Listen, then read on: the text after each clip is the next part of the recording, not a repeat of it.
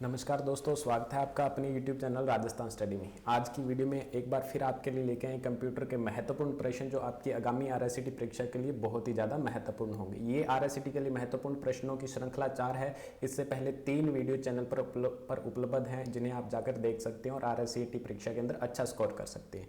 तो चलिए शुरू करते हैं आज की इस वीडियो को। वीडियो शुरू करने से पहले वीडियो को लाइक कर दीजिए, शेयर कर दीजिए। यदि आपने अभी तक चैनल को सब्सक्राइब नहीं किया है तो चैनल को सब्सक्राइब भी कर लीजिएगा। पहला प्रश्न कुछ इस प्रकार से है।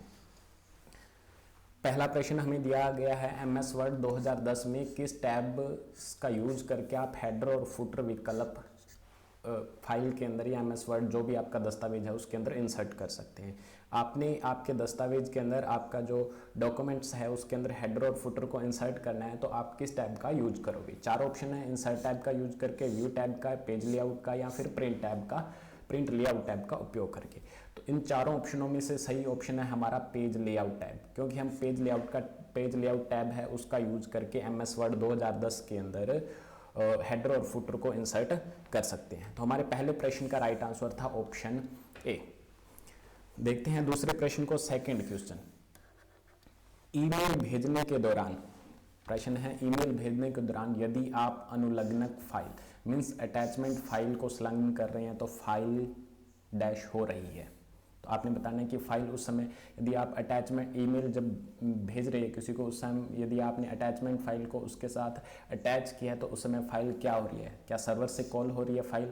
नहीं, सर्वर पे कॉल नहीं हो रही। क्या सर्वर से डाउनलोड की जा रही है? नहीं, हम अपलोड कर रहे हैं सर्वर को, फाइल को सर्वर पर। तो तीसरे प्रश्न का सही आंसर होगा सर्वर पर अपलोड, क्योंकि जब फाइल अटैच कर रहे हैं तो वो सर्वर पर क्या हो रही है, अपलोड हो रही है। बढ़ते हैं तीसरे प्रश्न की ओर। दूसरे प्रश्न का हमारा सही उत्तर था ऑप्शन सी। तीसरा प्रश्न, एक इनपुट डिवाइस है जो कंप्यूटर में ऑडियो डेटा को इनपुट करता है। उस इनपुट डिवाइसेस का आपको इन चारों ऑप्शनों में से सही बताना है कि कौन सा इनपुट डिवाइस है जिसका यूज कंप्यूटर में ऑडियो डेटा को इनपुट करने के लिए यूज किया जाता है। ऑप्शन हमारे सामने 4 हैं, स्पीकर, वॉल्यूम कंट्रोल, माइक्रोफोन या फिर वाईफाई। तो हमें पता है कि माइक्रोफोन का उपयोग कंप्यूटर के अंदर ऑडियो को इनपुट करने के लिए किया जाता है। तो हमारा सही ऑप्शन होगा ऑप्शन सी। स्पीकर का उपयोग, स्पीकर एक आउटपुट डिवाइस है जिसका काम कंप्यूटर में से या फिर हमारा जो भी डिवाइस है उसके अंदर से ऑडियो को बाहर यूजर तक पहुंचाने का काम करता है स्पीकर। ये एक आउटपुट डिवाइस का एग्जाम्पल है। तीसरे प्रश्न का सही उत्तर था ऑप्शन सी। चौथा प्रश्न, NTFS का पूरा नाम क्या है या पूर्ण रूप क्या है। 4 ऑप्शन है, non transfer file system, B option है non technical folder system, option C है न्यू टेक्नोलॉजी फाइल सिस्टम और ऑप्शन डी है न्यू टेक्नोलॉजी फोल्डर सिस्टम। तो हमारे चौथे प्रश्न का राइट आंसर होगा option C, new technology file system. NTFS का पूरा नाम याद कर लीजिए दोस्तों, न्यू टेक्नोलॉजी फाइल सिस्टम। अगला प्रश्न, चौथे प्रश्न का राइट आंसर था ऑप्शन सी। पांचवा प्रश्न, ड्रोन क्या है। ड्रोन एक वेब ब्राउजर है? नहीं, ड्रोन वेब ब्राउजर भी नहीं है। क्या ये वाईफाई प्रौद्योगिकी है? वाईफाई प्रौद्योगिकी भी नहीं है। एक मानव रहित हवाई वाहन? तो सही उत्तर है ये एक मानव रहित हवाई वाहन है ड्रोन। पांचवें प्रश्न का राइट आंसर होगा ऑप्शन सी। छठा प्रश्न देखते हैं, किस डेटा ट्रांसफर माध्यम की डेटा ट्रांसफर की दर या स्पीड बोल सकते हैं सबसे अधिक है। हमें यहाँ पे 4 ऑप्शन दिए हैं, उनमें से बताना है कि सबसे मैक्सिमम डेटा ट्रांसफर की जो स्पीड है, जो रेट है, वो कौन से माध्यम की है। क्या ऑप्शन हमें दिए हुए हैं, ट्विस्टेड पेयर है, जो ट्विस्टेड पेयर वायर है उसके अंदर डेटा ट्रांसफर मैक्सिमम स्पीड से होता है। क्या ऑप्टिकल फाइबर की द्वारा जो डेटा ट्रांसफर है वो मैक्सिमम स्पीड से प्रोवाइड करवाया जा सकता है, या एक्सियल केबल या फिर कोएक्सियल केबल बोलते हैं, इसके अंदर डेटा ट्रांसफर की स्पीड मैक्सिमम है। 3 और ऑप्शन डी हमें दे रखा है, इनमें से कोई नहीं। हमें पता है कि ट्विस्टेड पेयर जो वायर है उसके अंदर जो डेटा ट्रांसफर की मैक्सिमम स्पीड है वो 10 Mbps है। 10 Mbps मैक्सिमम स्पीड है ट्विस्टेड पेयर वायर के अंदर डेटा ट्रांसफर की। ऑप्टिकल फाइबर की बात करेंगे 10 Gbps यानी कि 1 सेकंड के अंदर 10 GB पर सेकंड, 1 सेकंड के अंदर 10 GB डेटा ट्रांसफर किया जा सकता है ऑप्टिकल फाइबर केबल के माध्यम से। कोएक्सियल में मैक्सिमम स्पीड भी हमारे पास 10 GB मिलती है 10 Mbps। तो हम देखेंगे कि यहाँ पे जो ऑप्टिकल फाइबर है उसमें डेटा ट्रांसफ़र की स्पीड है वो सबसे ज़्यादा आ रही है। तो छठे प्रश्न का सही आंसर होगा ऑप्टिकल फाइबर, क्योंकि ऑप्टिकल फाइबर की जो डेटा ट्रांसफ़र की स्पीड है वो मैक्सिमम 10 Gbps, बहुत ज़्यादा स्पीड है हमें ऑप्टिकल फाइबर के माध्यम से देखने को मिलती है। तो इसलिए छठे प्रश्न का बिल्कुल राइट आंसर होगा ऑप्शन बी। देखते हैं छठे प्रश्न का सही उत्तर। छठे प्रश्न का राइट आंसर था ऑप्शन बी। अब हमारे पास सातवां क्वेश्चन, सातवें प्रश्न में कुछ सातवां प्रश्न हमें दे रखा है। दो हमें स्टेटमेंट दिए गए हैं और उनमें से बताना है कि कौन कौन से स्टेटमेंट सही हैं, या फिर नीचे चार जो कोट दे रखे हैं, चार ऑप्शन दे रखे हैं, उनमें से बताना है कि कौन सा ऑप्शन हमें सही बता रहा है।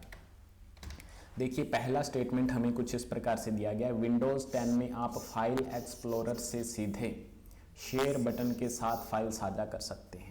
तो जो स्टेटमेंट फर्स्ट दिया गया है वो बिल्कुल करेक्ट है, क्योंकि विंडो 10 के अंदर फाइल एक्सप्लोरर है, उसके माध्यम से जो शेयर बटन है उसके माध्यम से आप फाइल को डायरेक्ट शेयर कर सकते हैं अन्य कंप्यूटर्स के साथ, अन्य लोगों के साथ, है ना। तो पहला स्टेटमेंट दिया है हमें वो बिल्कुल सही है। अब दूसरे स्टेटमेंट को पढ़ते हैं। सेकंड स्टेटमेंट, विंडोज़ 10 में कोर्टाना विंडोज़ 10 में एक डिजिटल व्यक्तिगत सहायक है। ये बात भी सही है, क्योंकि विंडोज़ 10 के अंदर एक कोर्टाना नाम का फंक्शन दिया गया था। और कोर्टाना क्या करता था? कोर्टाना एक डिजिटल पर्सनल असिस्टेंट का काम करता था। पर्सनल असिस्टेंट का मतलब आप वहाँ पे अलार्म सेट करना चाह रहे हो या फिर आप कंट्रोल पैनल ओपन करना चाह रहे हो, तो आप कोर्टाना की मदद से डायरेक्ट कोर्टाना कंट्रोल पैनल बोलकर उस कंट्रोल पैनल को ओपन या एक्सेस कर सकते थे। जिस प्रकार एंड्रॉइड्स के अंदर आपने देखा होगा गूगल असिस्टेंट है, उसके द्वारा आप कोई भी बोलकर काम आसानी से करवा सकते हैं, या फिर एप्पल मोबाइल्स के अंदर देखा होगा सिरी है, जिसके माध्यम से आप कुछ भी बोलकर उससे आपका वो एक प्रकार से पर्सनल असिस्टेंट के रूप में काम करते हैं। तो उसी प्रकार विंडो के अंदर भी एक ऑप्शन दिया गया था कोर्टाना, जो डिजिटल पर्सनल असिस्टेंट था। तो इसके दोनों स्टेटमेंट सही हैं। तो देखते हैं कौन सा हमारा ऑप्शन बिल्कुल सही होगा। वक्तव्य एक सही है, वक्तव्य दो गलत हैं। तो ये हमारा पहला ऑप्शन गलत हुआ। वक्तव्य एक और वक्तव्य दो दोनों ही सही हैं। तो बी ऑप्शन हमारा बिल्कुल सही है सातवें प्रश्न के लिए। Right answer is B. आठवां प्रश्न देखिए, MS पावर पॉइंट में निम्नलिखित में से स्लाइड शो दृश्य में स्लाइड आगे नहीं बढ़ेगी।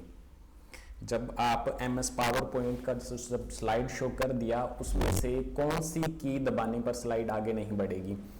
हमें पता है कि जब स्लाइड चल रही है उस समय आप स्पेस बार को दबाओगे, स्पेस बार कुंजी को दबाओगे तो स्लाइड आगे बढ़ती है। माउस बटन का आप कोई भी क्लिक करोगे, लेफ्ट क्लिक करोगे तो भी स्लाइड आगे बढ़ेगी। जब आप एंटर कुंजी को प्रेस करोगे उस स्थिति के अंदर भी स्लाइड आगे बढ़ती है। बट एस्केप कुंजी, इसके माध्यम से हम स्लाइड को आगे नहीं बढ़ा सकते। स्लाइड शो के दौरान यदि आपने एस्केप कुंजी का यूज कर लिया तो स्लाइड शो है वो वहीं पे क्लोज हो जाएगा, रुक जाएगा, या फिर यूं कहिए कि वो निरस्त हो जाएगा। तो आठवें प्रश्न का राइट आंसर होगा हमारा ऑप्शन ए। राइट आंसर होगा ऑप्शन ए।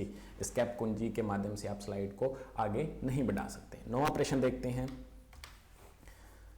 का उपयोग वर्तमान विंडो में दो हिस्सों में विभाजित करने के लिए किया जाता है ताकि आप एक समय में एक से अधिक विभिन्न अनुभागों को देख सकते।